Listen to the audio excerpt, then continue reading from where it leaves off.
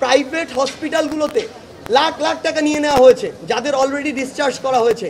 আমাদের আবেদন থাকবে অন্তর্বর্তীকালীন সরকারের কাছে কিংবা স্বাস্থ্য মন্ত্রণালয়ের দায়িত্বে যারা রয়েছেন তাদের কাছে, এই আন্দোলনকারী যারা রয়েছে, শুধু ছাত্র নয়, যে কোনো বয়সের হোক না কেন, তাদের যে বিলগুলো নেওয়া হয়েছে লক্ষ লক্ষ টাকা, এগুলো যেন প্রাইভেট হসপিটালগুলো ফেরত দিয়ে রিফান্ড করে তাদের যে ইমেজের একটি সংকট তৈরি হয়েছে সেই ইমেজটি ফিরিয়ে আনার ন্যূনতম যে চেষ্টাটি সেটি করে।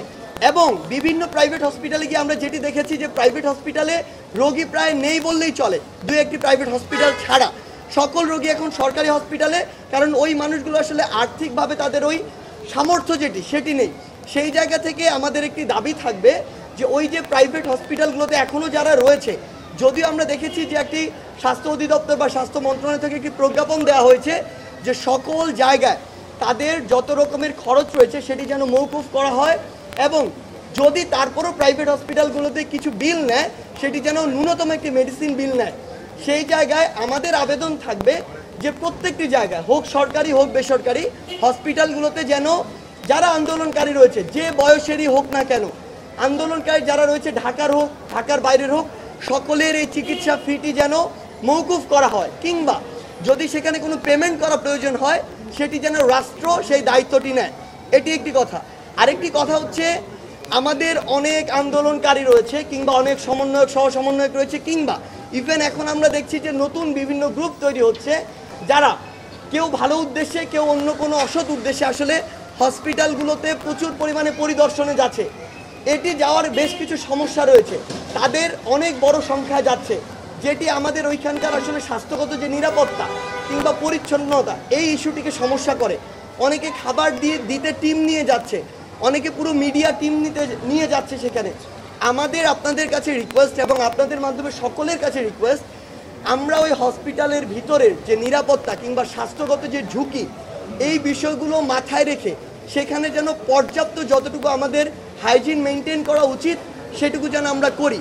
এবং সরকারি হসপিটালগুলোতে ইতিমধ্যে আমরা জানতে পেরেছি যে তারা এক্সট্রা একটি হাই কেয়ার ইউনিট তৈরি করবেন, সেই জায়গার নিরাপত্তা যেন আমরা বজায় রাখি, এটি একটি বিষয়।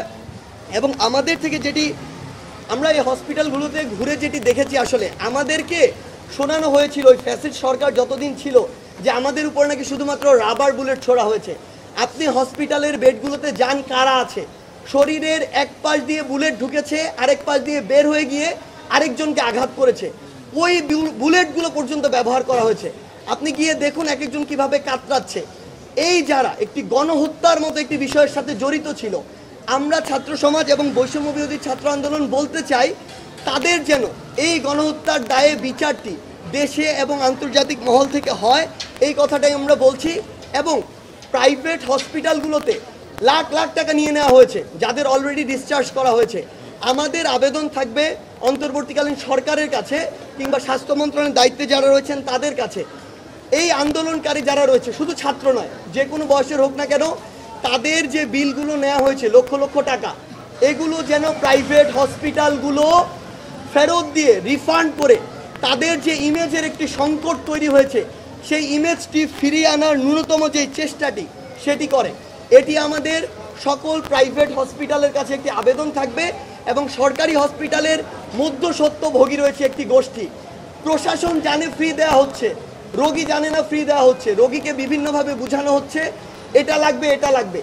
যে মধ্যস্বত্বভোগীরা এতদিন ধরে বাংলাদেশে এগুলো করেছে, অসৎভাবে টাকা ইনকাম করেছে, তাদেরকে আমরা হুঁশিয়ার করে দিতে চাই, প্রশাসনের সহযোগিতায় ফার্দার আমরা যদি কাউকে এরকম কোনো কাজের মধ্যে দেখি, তাদের বিরুদ্ধে চাকরিচ্যুত করা সহ যত ধরনের পদক্ষেপ নেওয়ার জন্য যত ধরনের ব্যবস্থা আমাদের পক্ষে নেওয়া দরকার, আমরা তার সবগুলোই নিব।